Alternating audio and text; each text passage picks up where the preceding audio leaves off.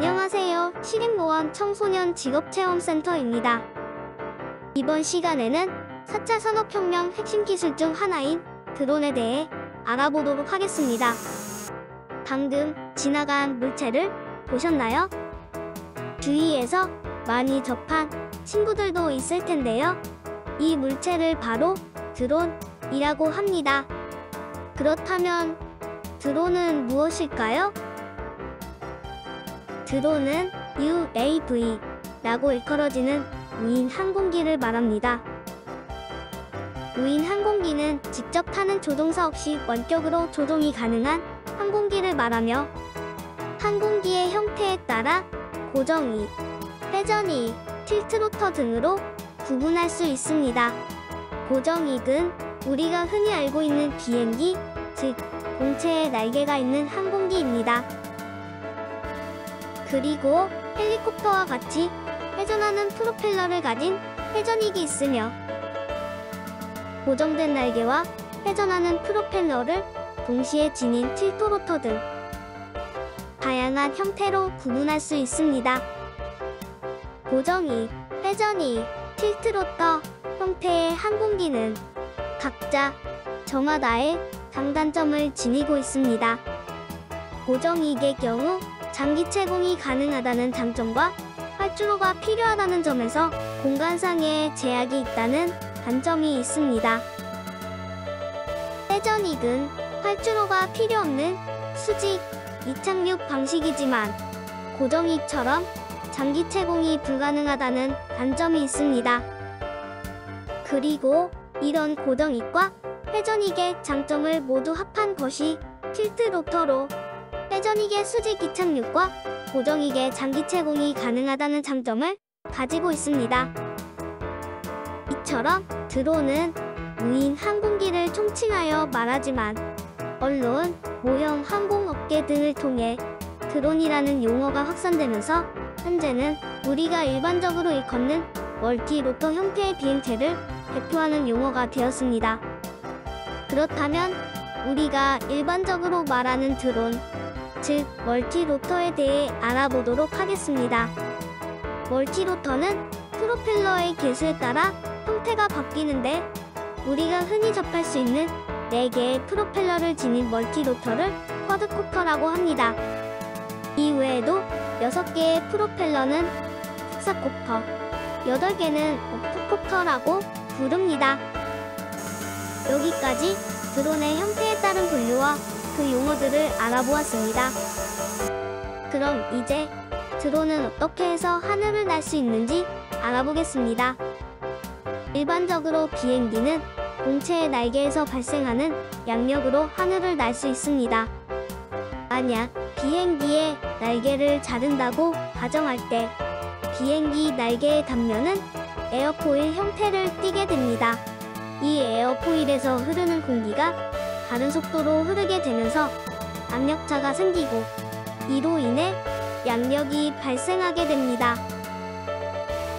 본 현상은 베르누이의 원리로 설명할 수 있습니다.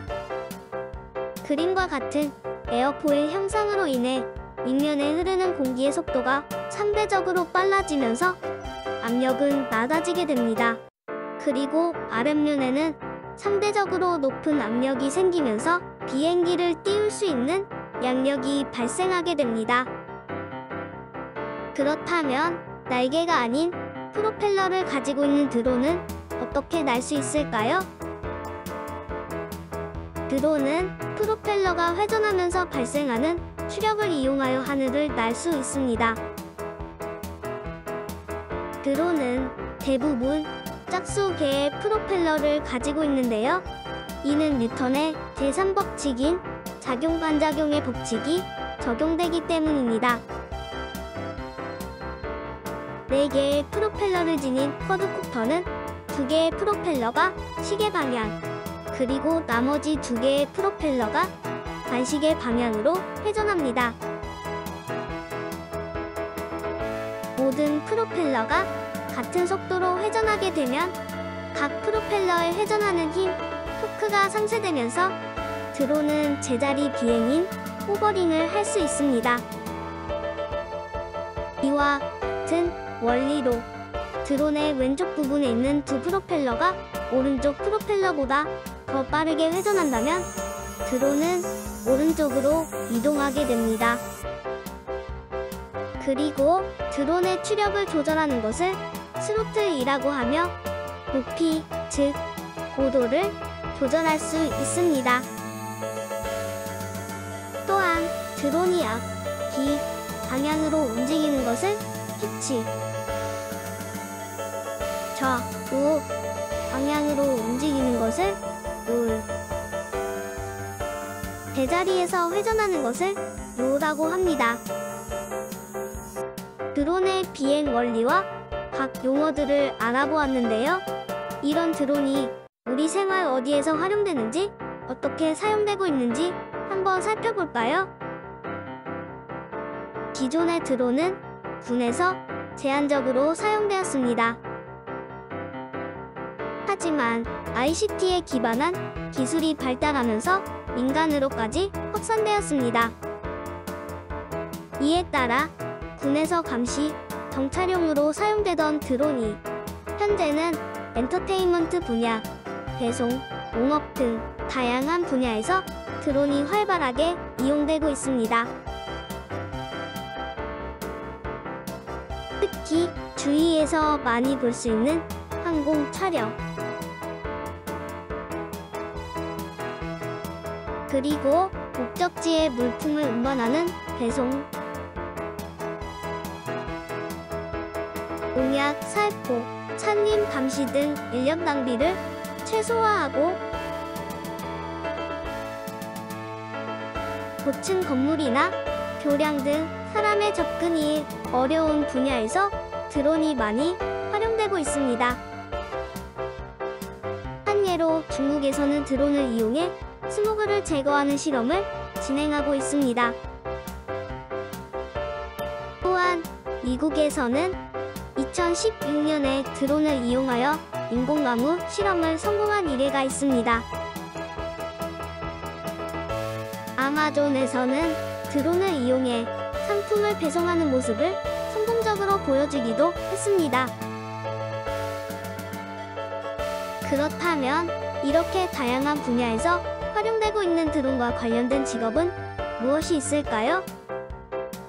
앞서 보았던 드론의 무궁무진한 활약으로 드론과 관련된 직업군 또한 계속해서 생겨나고 있습니다. 드론 이 하나만으로도 100개 이상의 직업이 생겨난다고 해도 과언이 아닌데요. 그 중에서도 UN 미래 보고서에서 발표한 드론과 관련된 직업 탑5를 알아보겠습니다. 먼저 무인항공기 표준 전문가입니다. 무인항공기 표준 전문가는 무인항공기 시스템에 대한 표준화 작업을 하는 전문가입니다. 드론이 다양한 분야에서 활용되는 만큼 목적에 따른 분류, 기능 등 표준을 측정하고 관리하는 일을 수행합니다. 무인항공기 조종인증 전문가는 드론 조종에 대한 인증 시스템을 구축하고 배포해주는 전문가입니다. 그리고 무인항공기 교통 최적화 전문가는 드론의 교통을 관리하는 전문가입니다. 현재 국내에서도 5년 이내에 드론 택시 등 드론을 활성화시키는 방안을 연구 중인데요. 수많은 드론이 안전하게 하늘을 날아다닐 수 있도록 이들을 관리해 줍니다. 무인항공기 부킹 설계자 및 엔지니어는 하나의 대형 드론에 다수의 소형 드론이 결합되어 있는 형태의 드론을 설계하는 개발자입니다.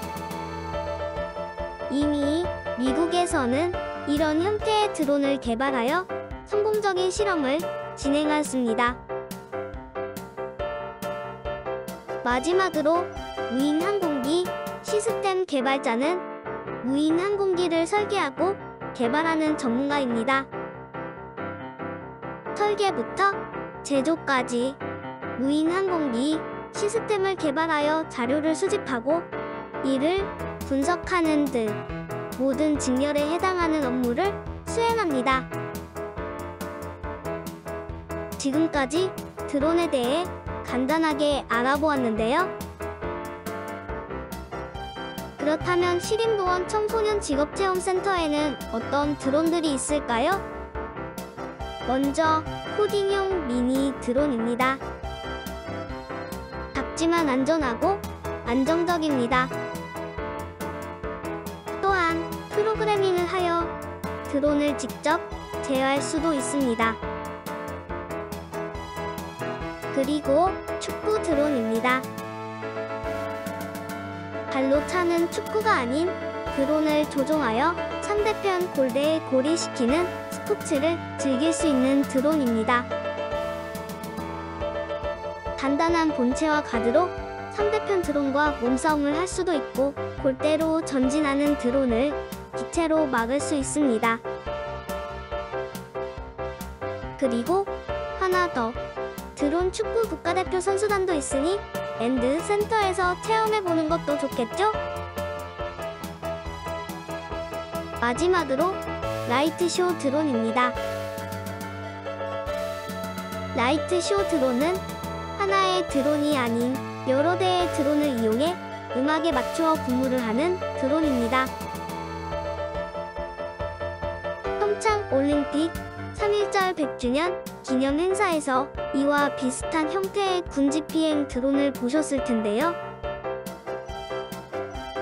비슷한 원리로 군집비행을 할 수 있는 라이트쇼 드론이 있습니다. 직접 드론을 조종하는 것 말고도 드론 시뮬레이터를 이용한 가상 조종 체험도 준비되어 있습니다. 오늘 짧게나마 드론에 대해 간단하게 알아보았는데요. 마지막으로 오늘 같이 알아보았던 내용을 다시 한번 보면서 드론 라이트쇼와 함께 마무리하겠습니다.